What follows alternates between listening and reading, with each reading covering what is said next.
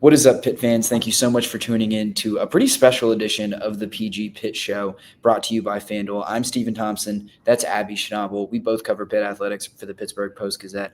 I am coming to you from Tallahassee, Florida, Doak Campbell Stadium in Tallahassee, Florida, where the Pitt Panthers just knocked off number 25 Florida State 34-31. Abby, it's hard to underestimate, or I guess overstate, I should say, how big of a win this was for Pitt.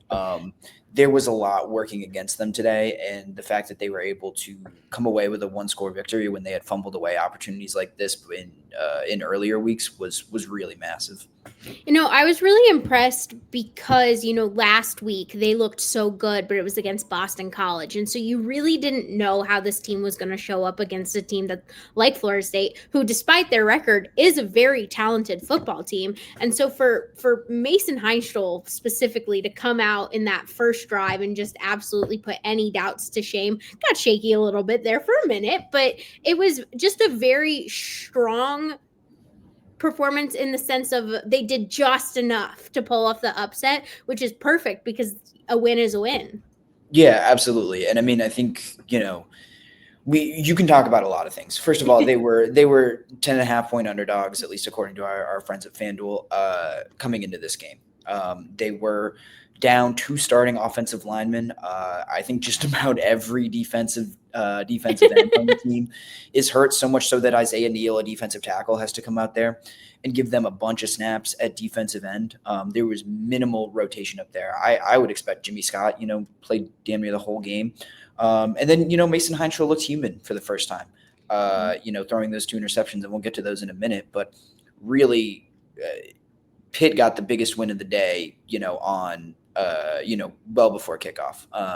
When Desmond Reed was kind of ruled in, I guess you could say. I mean, he was a game time decision, but my sense, down on the field was that he was always going to play. And he said after the game that on Wednesday he kind of knew he was going to be able to go, but his mentality all week was, I'm not letting this game pass me by. I'm going to play against Florida State because, like just about, every school in the country and certainly every school in the state of Florida, Florida State overlooked him. He went to camps at Florida State, and they didn't want to recruit him. They didn't think he was good enough. And, for him to be able to do this in front of his friends and family, in front of, a fan base and a team that didn't want him, I'm sure had to feel good for him. And by do it, I mean 200, something light, 200 all-purpose yards, 2 touchdowns, and a big W. Desmond Reed was unbelievable today. Yeah, and you never know how someone is going to be coming off of injury. So the fact that he came in and shut everyone up very quickly, that he wasn't going to have, misstep here or there. I really liked that he was able to still get his reps off with Ja'Kirian Turner stepping in and making some decent plays himself, because Des was, you could tell, I don't know if you could tell from the press box, but you could tell that he's pretty tired at times. And the fact that he was able to play through that, cramps, throwing up on the sideline, but made huge plays, the 35-yard grab to set up the touchdown and his 2 touchdowns. It was just a great performance when you never know how someone's going to come back from injury, but Pitt needed the explosiveness of Desmond Reed, and he sure showed up. Yeah, I think you really knew from the first drive that he was fine, or you realized, I think, from the first drive, just how important and critical and how much he elevates this Pitt offense. There was I believe they were backed up into a 3rd and 13 on that first drive, one in which they converted 4 third downs and scored a touchdown. It was a pretty impressive opening march. But he gets 12 yards on 3rd and 13 and makes it a 4th and manageable for Pitt, and makes it a pretty easy decision for them to go.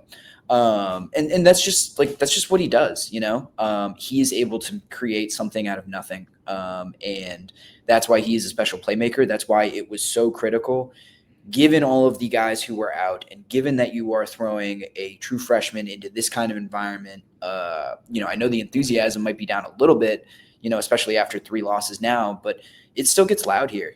Florida State is not an easy place to play, no matter how good that team is.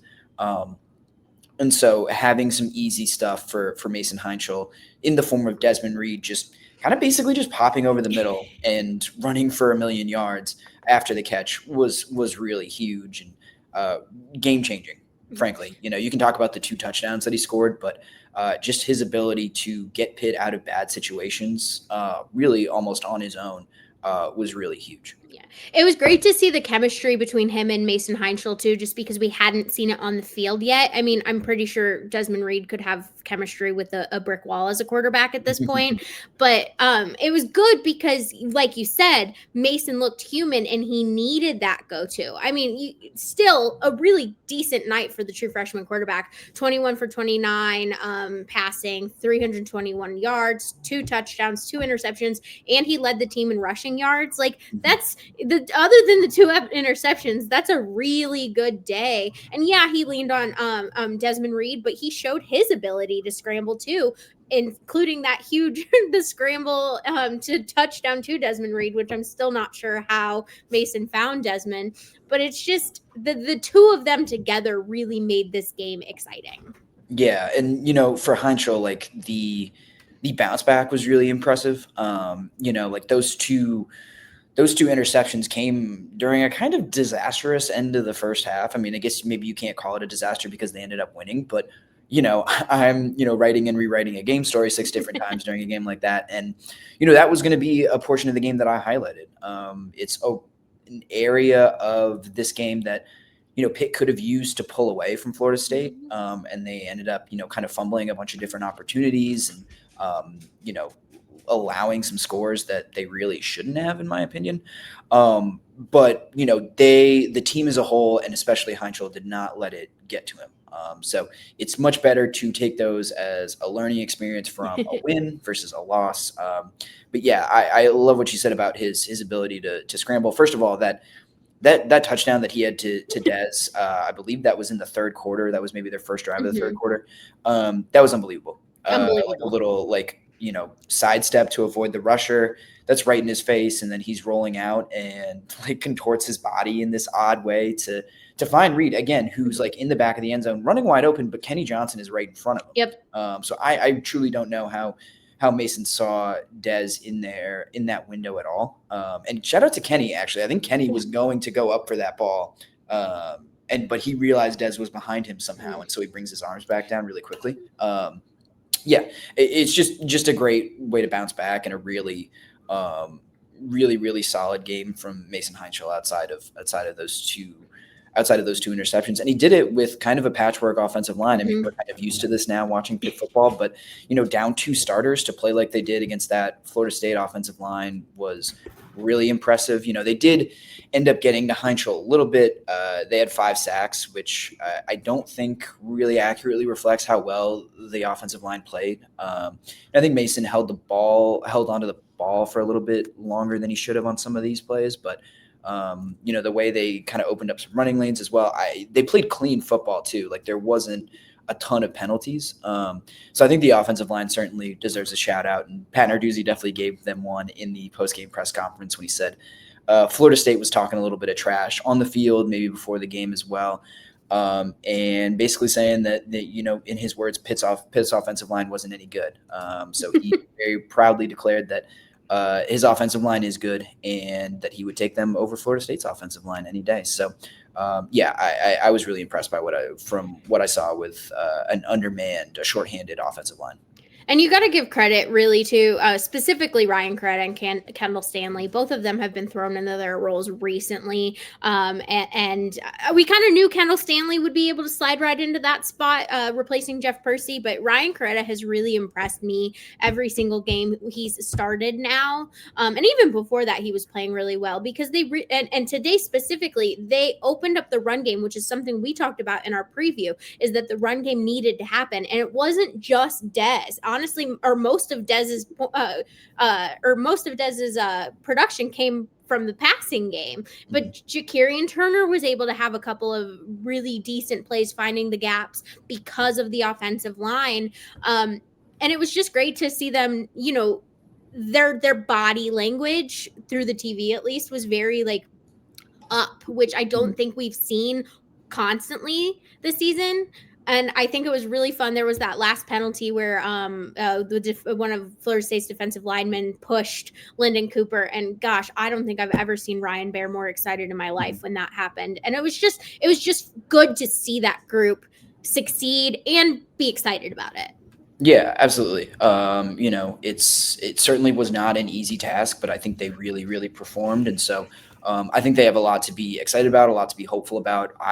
There aren't going to be many defensive lines they face this year that are better than Florida State's. I think Notre Dame and Miami certainly are better than them, but the rest of this ACC slate does not feature nearly as talented or as deep a group of pass rushers as the Seminoles have. So. Really, really impressive.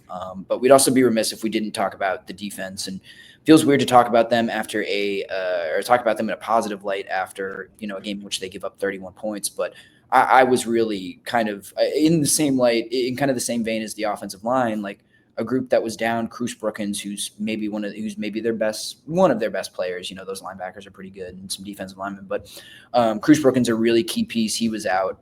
Like I said, every defensive end is hurt, it would appear, but they held up really, really well. Florida State was kind of making them work a lot on in the run game. They were kind of leaning on them at certain points, but I kind of attribute that more to fatigue, if anything else, which makes it all the more remarkable that in the fourth quarter, in the second half, they were able to come up with some of the plays that they did. The forced fumble from Shadarian Harrison, just so many of those. I think Florida State only converted 2 third downs in the second half, and one of them was on that long touchdown that ended up really being meaningless at the very end of the game. So pat on the back to the defense. Let's just kind of hope that they can get healthy moving forward. I mean, they only allowed 10 points and 174 yards in the second half. Like, that's really impressive against this Florida State team. And you mentioned the Shadarian Harrison forced fumble. I was almost more impressed with the way Jashir Whittington got the ball, because he was not the closest person to that ball. And then it opened the door to tie the game with Trey Bukowski coming in for the field goal, and the game was tied. I'd be remiss to not mention Sean Lee Jr.'s pass breakup in the fourth quarter. The Pitt had just taken a lead, and if he doesn't break up that pass, it might be a different result. And that was just a huge play from the true freshman. And honestly, I wrote about it. You'll see it tomorrow, but just the freshmen in general today really showed out. Yeah, absolutely. Sean Lee, Josh Garrier's block punt, even though it didn't end up leading to points, that was a really impressive play. Obviously, Mason Heintschel, but Jakarian Turner, scoring 2 touchdowns in his home state as well. Just a lot of guys that Pitt appears to have hit on for now. We can reserve some judgment for later, but you're absolutely right. The true freshmen were massive in this game. And the last thing I do want to highlight is that Pitt actually committed fewer penalties in this game. And mentioned on the pregame radio, but the cleaner team is going to win this game. Florida State came in with having committed the fewest penalties in the ACC. Pitt was one of the more highly penalized teams in the ACC, but Florida State flagged 8 times for 72 yards. Pitt only 5 for 55. In this kind of environment, to not have a bunch of procedural penalties or make some dumb mistakes that have hindered them in the past and cost them a couple games. That was huge and really impressive, and to a certain extent, Pat Narduzzi team like, but it worked, and Pitt was the cleaner team this time around.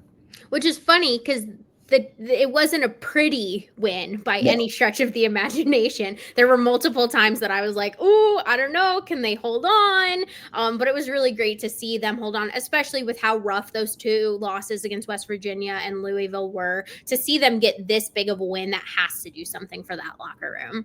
Yeah, it was a pretty excited locker room after the game.